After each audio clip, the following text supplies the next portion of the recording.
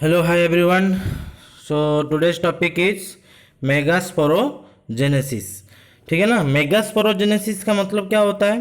तो जिस प्रोसेस में क्या होगा, मेगास्पोर फॉर्मेशन होगा। क्या बोल रहा है कि जिस प्रोसेस में मेगास्पोर फॉर्मेशन होगा, और वो मेगास्पोर फॉर्मेशन होगा कहाँ से? From megaspore mother cell. So that process is known as megasporogenesis. ठीक है। जैसे हम माइक्रोस्पोरोजेनेसिस पढ़े थे, जैसे एक माइक्रोस्पोर डेवलप हो रहा था फ्रॉम माइक्रोस्पोर मदर सेल, उसको माइक्रोस्पोरोजेनेसिस कहते थे। वैसा ही यहाँ पे जिस प्रोसेस में एक मेगास्पोर फॉर्मेशन होगा from megaspore mother cell, that is called megasporogenesis. ठीक है। अच्छा, तो हम लोग पहले से पढ़ चुके थे कैसे मेगास्पोर डेवलपमेंट होता है, और यहाँ हम वहाँ देखे थे कि जो मेगास्पोर होता है, फोर हैप्लॉइड मेगास्पोर अरेंज होता है, और अरेंज होके 4 मेगास्पोर में कन्वर्ट होता है ना। और वो कैसे रहता है ना, लीनियरली रहता है। लीनियरली मतलब सीधा रहता है। तो देखो यहाँ पे फिगर देखो, तो पहला है ये आपका मेगास्पोर मदर सेल, और यही मेगास्पोर मदर सेल क्या होगा ना, ये डिवाइड होगा, और ये डिवाइड होके 2 मेगास्पोर बनाएगा। ठीक है। तो यहाँ इसको मेगास्पोर को कवर करके कौन है? न्यूसेलस है। देख रहे हो, ये एक न्यूसेलस सेल, ये एक न्यूसेलस सेल, ये भी न्यूसेलस सेल। तो इसे पूरा कवरिंग करता है। जैसा हम स्ट्रक्चर ऑफ ओव्यूल देखे थे वैसा ही दिखेगा वो। और यहाँ पे हमको एक मेगास्पोर डिवाइड होकर 2 ठो में बनेगा, और 2 ठो क्या होगा, 4 ठो में कन्वर्ट होगा। तो ये जो मेगास्पोर टेट्रेड जो हुआ उसमें से क्या होगा ना, ये 4 से 3 क्या होगा, डीजेनरेट कर जाएगा। यहाँ देखो डीजेनरेट हो गया है, और वो डीजेनरेट होके वो क्या हो जाएगा, अपोप्टोसिस हो जाएगा। और अपोप्टोसिस मतलब वो डाइजेस्ट कर देगा सेल खुद पे खुद, और एक मेगास्पोर, फंक्शनल मेगास्पोर बच जाएगा। मतलब वही मेगास्पोर काम करेगा, वही मेगास्पोर क्या करेगा, डिवाइड होके पूरा एम्ब्रियो सेक बनाएगा। ठीक है। यहाँ तक समझ में आया? अच्छा, यह क्वेश्चन आता है कि मेगास्पोर कौन सा एंड में रहता है? मेगास्पोर जो फंक्शनल मेगास्पोर होता है वो चालाजल एंड पे रहता है। अच्छा, in a majority of flowering plants the lowermost और चालाजल मेगास्पोर मतलब जो मेगास्पोर चालाजल एंड में रहता है उसको चालाजल मेगास्पोर कहते हैं। रिमेन्स फंक्शनल, वो फंक्शनल रहता है। आउट ऑफ 4 मेगास्पोर, 4 मेगास्पोर से क्या होगा ना, 3 which lie towards the micropylar end और डिजेनरेट। माइक्रोपाइलर एंड की तरफ जो 3 होंगे वो क्या होगा ना, डिजेनरेट कर जाते हैं। ठीक है। अच्छा, जो एक मेगास्पोर बचा, वही मेगास्पोर क्या होगा, फंक्शनल होगा। द फंक्शनल मेगास्पोर प्रोड्यूसेस क्या, फीमेल गेमेटोफाइट और एम्ब्रियोसेक। वही क्या होगा, मेच्योर होके एम्ब्रियोसेक में कन्वर्ट होगा। ठीक है। तो हमको ध्यान रखना है कि most of the angiosperms that is capsular plant में चालाजल मेगास्पोर रिमेन्स फंक्शनल। और ये जो मेथड है मैं एम्ब्रियोसेक फॉर्मेशन का फ्रॉम ए सिंगल मेगास्पोर, इसको क्या कहते हैं, मोनोस्पोरिक डेवलपमेंट। मतलब एक सिंगल मेगास्पोर से डेवलप हुआ एक embryo sac, that's why it is called monosporic development. 2 megaspore से डेवलप होता तो बाइस्पोरिक बोलते, लेकिन जनरली हमको कितना मिलेगा, मोनोस्पोरिक ही होगा। एम्ब्रियोसेक जो मेगास्पोर से एक एम्ब्रियोसेक बनेगा, तो उस तरह का डेवलपमेंट ऑफ एम्ब्रियोसेक को क्या कहेंगे, मोनोस्पोरिक डेवलपमेंट।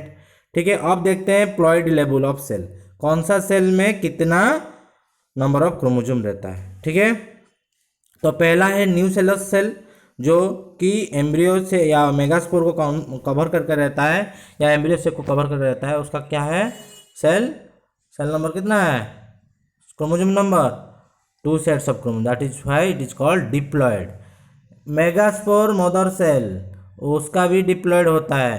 फंक्शनल मेगास्पोर मतलब एक, वो क्या होगा, haploid. Female gametophyte embryo sac haploid. यह आपको ध्यान रखना है, याद रखना है किस कौन सा सेल का कितना प्लॉइडी लेवल है, ये क्वेश्चन पूछता है एग्जाम में। ठीक है। अब देखते हैं जो एम्ब्रियोसेक बनेगा कहाँ से, मेगास्पोर से। एक फंक्शनल मेगास्पोर से एम्ब्रियोसेक बनेगा, वो कैसे बनता है, डेवलपमेंट ऑफ एम्ब्रियोसेक देखेंगे। और इसको क्या कहते हैं, सिंपली मेगा गेमेटोजेनेसिस। इसको हम कह सकते हैं डेवलपमेंट ऑफ फीमेल गेमेटोफाइट। ठीक है। देखते हैं the process of development of female gametophyte. जिस प्रोसेस से फीमेल गैमेटोफाइट बनेगा और एम्ब्रियोसेक, उसको उसी का नाम है, फीमेल गैमेटोफाइट का नाम ही है एम्ब्रियोसेक। तो वो कहाँ से बनेगा? फ्रॉम मेगास्पोर से बड़ा होकर बनेगा। तो वो जो प्रोसेस को क्या कहेंगे? Mega gametogenesis. ठीक है। अच्छा, तो मेगास्पोर ही पहला सेल है कि फीमेल गैमेटोफाइट को बनाने के लिए। तो megaspore is the first cell of female gametophyte, है ना। तो मेगास्पोर जब बड़ा होगा, megaspore grows in size, size में बड़ा होगा, एंड न्यूट्रिशन भी लेगा। कहाँ से? ना उसका जो सराउंडिंग्स होगा, न्यूसेलस, मेगास्पोर किससे कवरिंग है? न्यूसेलस से पूरा कवरिंग है। तो वहाँ से वो न्यूट्रिशन लेगा, मेगास्पोर वहाँ से न्यूट्रिशन लेगा और धीरे धीरे बड़ा होगा, मेगास्पोर ग्रो करेगा और उसका साइज भी बढ़ेगा। ठीक है। अच्छा, जो न्यूक्लियस होगा फंक्शनल मेगास्पोर का, वो क्या करेगा? धीरे धीरे डिवाइड होगा। Nucleus of the functional megaspore divide mitotically to form 2 nuclei. 2 होगा, फिर से डिवाइड किया, 4 होगा। तो ऐसे करके कितना बनेगा ना? 8 न्यूक्लिएट बनता है। ठीक है। तो जब पहला 2 न्यूक्लियाई, एक जो न्यूक्लियस होगा मेगास्पोर न्यूक्लियस, वो डिवाइड होकर 2 हुआ, तो 2 होगा तो दोनों तरफ चल जाएगा। ठीक है। जैसे यहाँ देखो, मैं फिगर दिखा देता हूँ। यहाँ फिगर देखिए, जो पहला सेल है ये मेगास्पोर है, फंक्शनल मेगास्पोर। ये 3 तो डीजेनरेट हो गया था। तो यही जो फंक्शनल मेगास्पोर है, इसी का डेवलपमेंट हुआ कैसा देखो।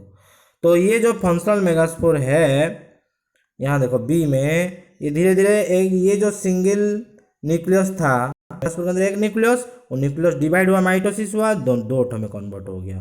तो एक इस तरफ गया, एक इस तरफ आया। ठीक है। फिर वो 2 डिवाइड हुआ, ये भी 2 डिवाइड हुआ, तो ये 2 बना, ये भी 2 बना। समझ में आ रहा है ना। फिर देखिए, ये सी के डी के ऊपर आ जाइए, फिर से माइटोसिस हुआ, तो क्या हुआ? 4 न्यूक्लियर स्टेज में आ गया एम्ब्रियोशॉक। तो ये जब 2 डिवाइड हुआ, 4 हुआ इस कोना में, यहाँ पे भी 4 हुआ। ठीक है ना। तो जब ये 4 न्यूक्लियर 8 न्यूक्लियर स्टेज हो गया, अब क्या होता, कितना हो गया एम्ब्रियोशॉक के अंदर? 1 2 3 4, यहाँ पे भी 4 4 4 कितना? 8। तो इसको कहते हैं 8 न्यूक्लिएट स्टेज ऑफ एम्ब्रियोसेक। अब क्या होता है? थोड़ा सा अरेंजमेंट होता है एम्ब्रियोसेक के अंदर। क्या क्या अरेंजमेंट होता है देखना है। क्या क्या अरेंजमेंट होता है ना, यहाँ जो 4 न्यूक्लियस था यहाँ से, तो 3 के अंदर एक बड़ा सा न्यूक्लियस होगा, वो एक सेल बनेगा। उसका 2 हेल्प करने के लिए, न्यूट्रिशन देने के लिए 2 सिनर्जिस्ट बनेगा, और एक न्यूक्लियस ऐसे खाली रह जाएगा। इस तरफ भी क्या होगा? 3 एंटीपोडल सेल बनेगा, एक न्यूक्लियस खाली रह जाएगा। ठीक है।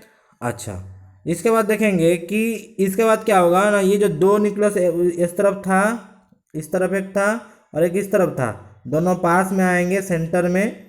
ठीक है। और दोनों को क्या कहेंगे हम लोग ना? सेंट्रल न्यूक्लियाई और 2 पोलर न्यूक्लियाई। तो ऐसे करके एम्ब्रियोसेक, कंप्लीट एम्ब्रियोसेक का स्ट्रक्चर आप देख रहे हो। तो इस कंप्लीट एम्ब्रियोसेक स्ट्रक्चर में आपको कितना न्यूक्लियस दिखाई दे रहा है? 8 न्यूक्लियस दिखाई दे रहा है। कहाँ कहाँ है ना? यहाँ 1 2 3, यहाँ 3 6, ये सेंटर में 2 8। तो कितना न्यूक्लियस हुआ? 8 न्यूक्लियस स्टेज हुआ। तो आपको ध्यान रखना है, उस 8 न्यूक्लियस स्टेज से वो एक egg cell, 2 synergid, 1 egg cell, 2 synergids, 2 polar nuclei and 3 antipodal cell. आपको ये याद रखना है। ठीक है। अच्छा, आई थिंक इसको समझ में आया होगा। ये है कंप्लीट एम्ब्रियोसेक। अच्छा, ये सारा कुछ लिखा गया है। अच्छा, ये जो 3 सेल है, ये 3 सेल में कौन सा एंड क्या कहाँ रहेगा हमको देखना है। जो सबसे ध्यान रखना है, जो जब भी एक एम्ब्रियोसेक देख रहे हो, तो तुम्हारा हमेशा माइक्रोपाइलर एंड में आपको क्या मिलेगा? एक सेल मिलेगा। देखो यहाँ माइक्रोपाइलर एंड है, तो माइक्रोपाइलर एंड के पास क्या मिलेगा? एक सेल रहेगा और 2 सिनर्जिड्स रहेगा। ठीक है। और इस तरफ जो चालाजल एंड है, यहाँ हमेशा एंटीपोडल सेल मिलेगा। चालाजल एंड पे एंटीपोडल सेल मिलेगा। जब भी आप कोई पिक्चर देख रहे हो तो 2 एंड खोज लीजिए, एक है माइक्रोपाइलर एंड और एक चालाजल एंड। अगर वहाँ पे माइक्रोपाइलर एंड और चालाजल एंड मेंशन नहीं हुआ है तो कोई बात नहीं, हमको पता चल जाएगा कैसे ना, एक सेल तो मेंशन हुआ होगा, तो जिस तरफ एक सेल होगा उस तरफ माइक्रोपाइलर एंड। समझ में आया? जिस तरफ एंटीपोडल सेल होगा उस तरफ चालाजल एंड।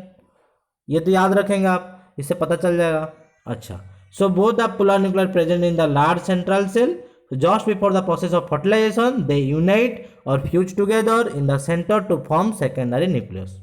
तो ये जो दो पोलर न्यूक्लियर आप देख रहे हैं, ये फर्टिलाइजेशन से पहले दोनों फ्यूज करके एक सेकेंडरी न्यूक्लियस से कन्वर्ट हो जाता है। ठीक है, after 3 mitosis in megaspore 7 cell and 8 nuclear stage, कितना सेल हुआ? 7 सेल हुआ। कितना सेल हुआ? 7। कैसे 7 सेल हुआ? यहाँ देखो क्वेश्चन पूछता है embryo sac is dash sailed dash न्यूक्लियट। यहाँ देखो मैं बोल रहा हूँ 7 सेल 8 न्यूक्लियस। 7 सेल कितना हुआ? ये 1 सेल 2 सेल 3 ठो एंटीप्लस 3 ठो सेल, ये 1 सेल 4 ठो सेल 2 ठो सिनर्जिड 5 6, ये तो फ्यूज होके 1 सेल बना था 7 सेल। लेकिन न्यूक्लियस देखेंगे तो 8, क्योंकि यहाँ 2 न्यूक्लियस है। ठीक है, गुड। तो ये आपको याद रखना है। तो so this 8 nucleate and 7 cell structure is called female gametophyte और embryo sac of angiosperms. So this type of embryo sac is known as Polygonum type. Polygonum type क्यों बोलते हैं इसको? Because it was discovered by Strasburger scientist Strasburger in which plant? In Polygonum plant, that's why it is called Polygonum type of embryo sac. सबसे पहले पॉलीगुनम plant का अंदर Strasburger ने इसका एक्सपेरिमेंट किए थे या डिस्कवर किए थे, उसी के नाम के हिसाब से, वो प्लांट के नाम के हिसाब से इसी एम्ब्रियो सेक को क्या कहते हैं? Polygonum type of embryo sac.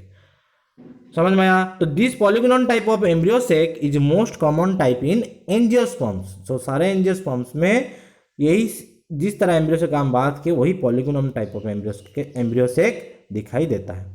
So the Polygonum type of embryo sac develops from single megaspore, so it is also known as monosporic embryo sac. एक सिंगल मेगास्पोर से डेवलप हुआ है Polygonum type of embryo sac, so it is called as monosporic embryo sac. So the synergids have finger like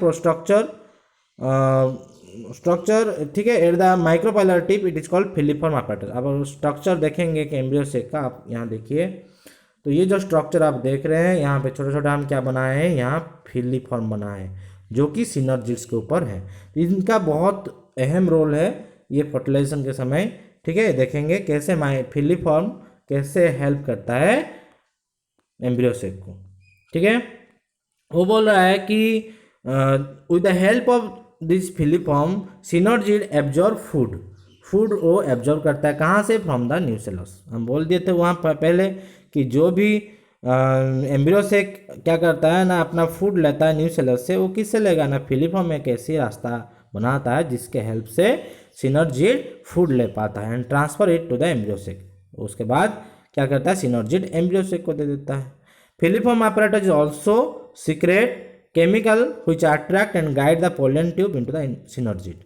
तो जब pollen pistil interaction होता है, जब fertilisation होता है, उस समय भी फिलिफॉर्म कुछ केमिकल सीक्रेट करता है जिससे वो क्या होता है ना, पोलन ट्यूब अट्रैक्ट होते होते पहुंच जाता है किसके पास? एम्ब्रियो सेक के पास, एक सेल के पास पहुंच जाता है फॉर फर्टिलाइजेशन। ठीक है, तो इसके बाद हम देखेंगे कैसे, अब तो पोलन ग्रेन पता चल गया, पोलन ग्रेन भी रेडी है, हम मेल के बारे में पढ़ चुके हैं, अब मेगास्पोर भी रेडी है, एम्ब्रियो सेक भी रेडी है। अब किस बात का देरी है ना, अब देखना है कि कैसे पोलन ग्रेन आके एम्ब्रियो सेक के ऊपर गिरता है या फीमेल स्ट्रक्चर के ऊपर गिरता है, स्टिग्मा के ऊपर गिरता है, वहाँ से कैसे पोलन ग्रेन अपना पोलन ट्यूब को क्या करता है ना, एक्सटेंड करता है और डेवलप होता है पोलन ट्यूब। और वो पोलन ट्यूब के अंदर क्या होगा? 2 मेल गैमेट्स होगा, और वो 2 मेल गैमेट्स कैसे आके फ्यूज करता है एम्ब्रियो सेक के अंदर। मतलब एक सेल होगा एम्ब्रियो सेक के अंदर, और वो एक सेल के साथ कैसे फर्टिलाइजेशन करता है वो हमको देखेंगे, वो हम देखेंगे नेक्स्ट क्लास। ठीक है, तो हमको वहाँ देखेंगे जब हम पोलन पिस्टिल इंट्रैक्शन पढ़ेंगे, वहाँ देखेंगे डबल फर्टिलाइजेशन के बारे में। पर उससे पहले हमको पढ़ना है कि कैसे एक पोलन ग्रेन एक फ्लावर के ऊपर आके गिरता है और फर्टिलाइजेशन में हेल्प करता है, तो उसको कहते हैं क्या? पॉलिनेशन। तो नेक्स्ट क्लास हम पढ़ेंगे pollination. Okay, thank you, have a nice day.